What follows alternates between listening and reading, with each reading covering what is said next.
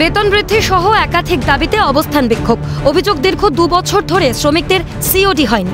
বারবার কর্তৃপক্ষকে জানানো হলেও হয়নি সুরাহা। শনিবার সকালে পূর্ব মেদিনীপুরের মহিষাদল ব্লকের গেউখালীতে জল প্রকল্পের গেটের সামনে বিক্ষোভ দেখান অস্থায়ী শ্রমিকরা। পাশাপাশি শ্রমিকদের বিরুদ্ধে হওয়া এফআইআর তুলে নেওয়ার দাবিও জানান। বিক্ষোভের কারণে কোম্পানির ম্যানেজমেন্টের কর্মীরা ভিতরে ঢুকতে পারেননি। দাবি পূরণ না হলে অনির্দিষ্টকালের জন্য বিক্ষোভ চালিয়ে যাওয়ার হুঁশিয়ারি শ্রমিকদের। ঘটনাস্থলে পৌঁছয় পুলিশ। আমাদের দাবি দাবার কথা বলতে গেলে কোম্পানি সাসপেন্ড, শোকজ, হুমকি, বিভিন্ন রকম এই অ্যাফেয়ার হলো। আমাদের দাবি হচ্ছে ন্যূনতম যেই কোম্পানি ফার্স্ট এলো এসে যদি আমাদের 3600 টাকা করতে পারে, 3 বছর 19 সালে এসে 21 সালে আমাদেরকে সিওডি করলো, করে আমাদের 3600 টাকা বাড়ালো। সেই কোম্পানি 6 বছর পরে আমাদের ন্যূনতম সিওডি ডিমান্ড অনুযায়ী কোনো কিছু করতে চাইছে না।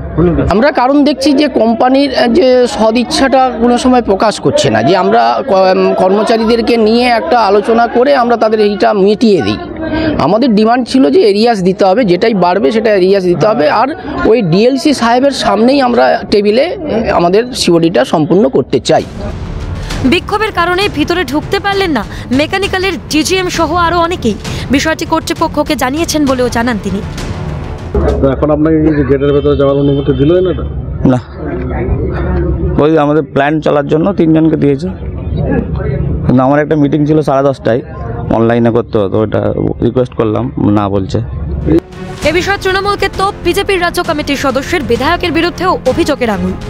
শ্রমিকদের বঞ্চিত করার কাজ, নতুন করে শ্রমিক ঢোকানোর কাজ, এটা তৃণমূল কংগ্রেসের বিধায়কের নেতৃত্বে হচ্ছে, মানুষের কোনো অজানা নেই। শাসক দলের পক্ষে তৃণমূল কংগ্রেসের পক্ষ থেকে আইএনটিইউসিকে, ওদেরই দলের শ্রমিক সংগঠনকে আড়াল করার জন্য, নিজেকে হাইলাইটস করার জন্য তৃণমূল কংগ্রেসের ঝান্ডাকে সামনে আনার চেষ্টা করছে।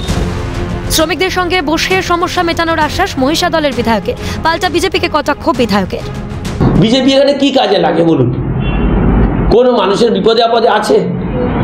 কেউ রাস্তার উন্নয়নে আছে? ওরা তো শুধু আমাদের খারাপ দেখে। এখনো বলছি, একাধিকবার বলছি, শ্রমিকদের দাবি ন্যায্য, তারা কোম্পানির সঙ্গে বসে অতি সত্বর ভেটাক আমি চাইছি। তা আমি আশাবাদী কোম্পানি এবং শ্রমিকদের সঙ্গে আমি খুব তাড়াতাড়ি বসে এই বিষয়টা যাতে মেটে তারা উদ্যোগ গ্রহণ করবে। একের পর এক অভিযোগে সরব অস্থায়ী কর্মীরা। এখন দেখার কবে সমস্যার সমাধান হয়। পূর্ব মেদিনীপুর থেকে রমেন মাইতির রিপোর্ট, ক্যালকাটা নিউজ।